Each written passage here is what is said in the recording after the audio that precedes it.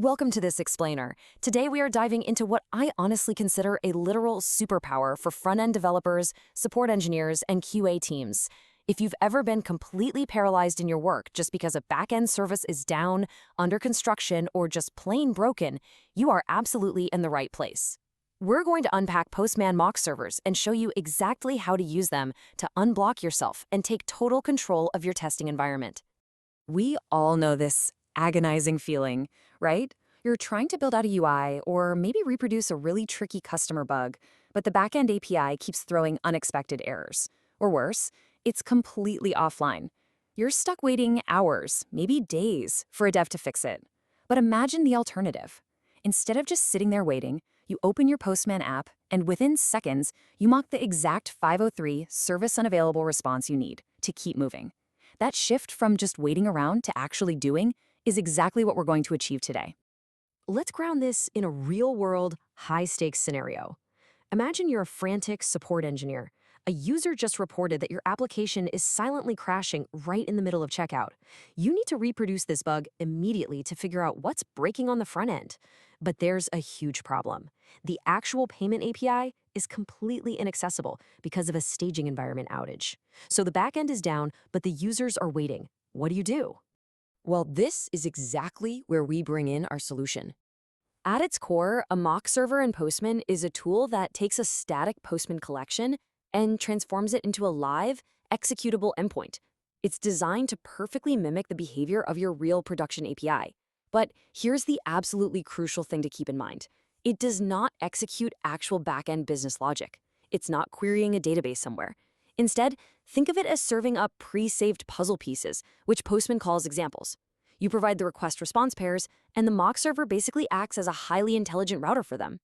So, how does this intelligent routing actually work? Well, when an incoming request hits your mock server URL, Postman uses a sophisticated matching algorithm to figure out exactly which saved example to send back. It's kind of like a funnel of filters.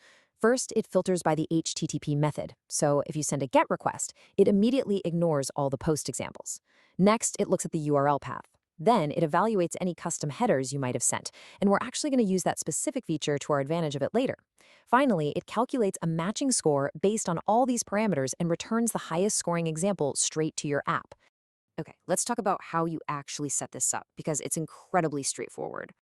The workflow only takes a few clicks. Step 1, you add an HTTP request to your Postman collection, hit send, and then click Save Response. That saves that specific data as an example tied directly to your request. Step 2, over in the Postman sidebar, you just click Mock Server, follow the quick prompts to select your collection, and hit Create.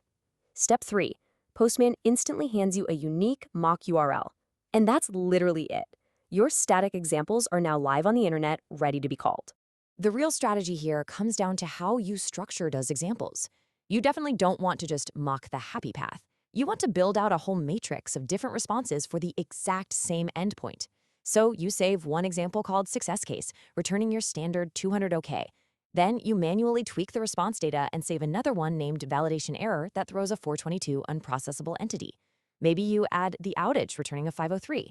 You are essentially building a custom catalog of every single state your application could possibly encounter. And once you have that catalog, plugging it into your workflow is seamless. Instead of pointing your front-end code or your test scripts to your real, potentially broken API-based URL, you just swap it out for the mock URL variable Postman gives you. Instantly, your application is talking to your simulated environment, completely untethered from whatever the backend team is currently working on. Now, static examples are great, but we can make this feel a lot more realistic. Postman actually integrates the Faker library right out of the box, which gives us access to these awesome dynamic variables. By dropping variables like random int, timestamp, random first name, or a GID directly into the JSON body of your saved example, something really cool happens. Those variables don't just stay static. They resolve at runtime.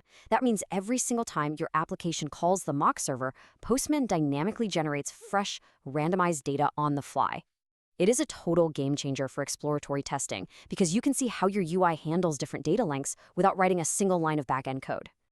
Going even further, you can use contextual template helpers. For instance, if you use the helper for body username, the mock server will reach into the incoming request, grab the exact username you just typed into your front end, and echo it right back to you in the response. It completely creates the illusion of a fully functional, stateful backend processing your input. All right, let's bring all these concepts back to that silent crash scenario we talked about earlier. Remember the situation. Our users are hitting a rate limit, specifically a 429 too many requests error on the payment API, and the app is just silently crashing. There's no error message, it just dies. Since the real staging environment is down, we can't trigger this 429 naturally to see what's happening. We have to force it. To pull this off, we use a very specific custom header that Postman provides, X mock response code. Remember that intelligent matching algorithm? By injecting this exact header into our front-end client's request and setting its value to 429, we force the mock server to ignore the happy path entirely. We are demanding the exact 429 error puzzle piece we need right now. So you jump into action. You create a brand new saved example in your collection with a 429 status code. You make sure to add a retry after HTTP header to the mocked response so it exactly matches what the production API would do.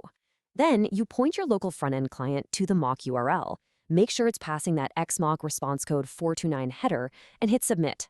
The mock server flawlessly fires back the 429 error, and boom, you watch the front-end client crash right in front of you. You've just reliably reproduced the bug on demand. And that is the massive victory here, because you could reproduce the exact state. You easily debug the code and spot the issue. You document the bug. The front-end logic is completely failing to interpret that retry after header. Because of that, it doesn't disable the submit button, which causes an infinite loop, resulting in the silent crash. You successfully isolated a really complex client-side bug, got it perfectly documented for the devs, and you did the whole thing while the real backend was totally MIA. Postman mock servers really do transform you from a dependent passenger into the driver of your own testing environment.